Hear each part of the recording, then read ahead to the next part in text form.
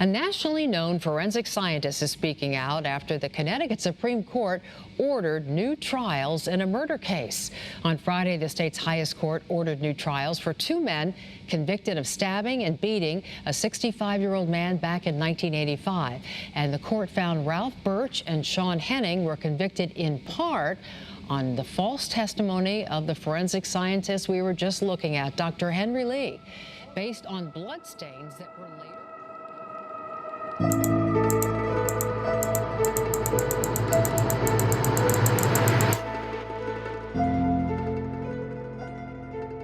Dr. Henry Lee was found to be liable for evidence that helped send two Connecticut men to prison for decades for a crime they did not commit. Ralph Birch and Shawn Henning were convicted in 1989 for the murder of Everett Carr, mostly due to bloodstains found on a towel in the victim's house and what Henry Lee said about those stains. The victim was stabbed 27 times, suffered several blows to the head, and his throat was cut. There were hairs found at the crime scene and over 40 fingerprints, none of which matched Birch or Henning. No blood was found on their clothes or in their cars, and no other evidence connected them to the crime. Henry Lee, as of the time of this article from AP News, is a professor emeritus at the University of New Haven's Henry C. Lee College of Criminal Justice and Forensic Laboratory. He also became known when he testified in OJ's case. He also consulted in many other cases such as the John Benet Ramsey case and Scott Peterson. Lee claimed it was possible that Birch and Henning were able to avoid getting much blood on them, and the prosecution presented that at trial. Lee testified that he had tested that towel that had blood on it and that it could have been touched by the perps and the stains were consistent with blood. However, tests revealed later on, upon appeal, showed that the stain on the towel wasn't even blood at all. District Court Judge Victor Bolden ruled that Henry Lee did not present any evidence to support his testimony. Bolden said the records contained no evidence Lee performed the test, and Lee's own expert said there was no written documentation or photographic evidence that Lee performed the blood test. Judge Bolden ruled Dr. Lee failed to properly use an immunity defense that could have protected him from possible damages, and he is no longer eligible for that. In 2020, Birch and Henning's convictions were vacated, and they filed a federal lawsuit naming Dr. Lee, multiple investigators, and the town of New Milford.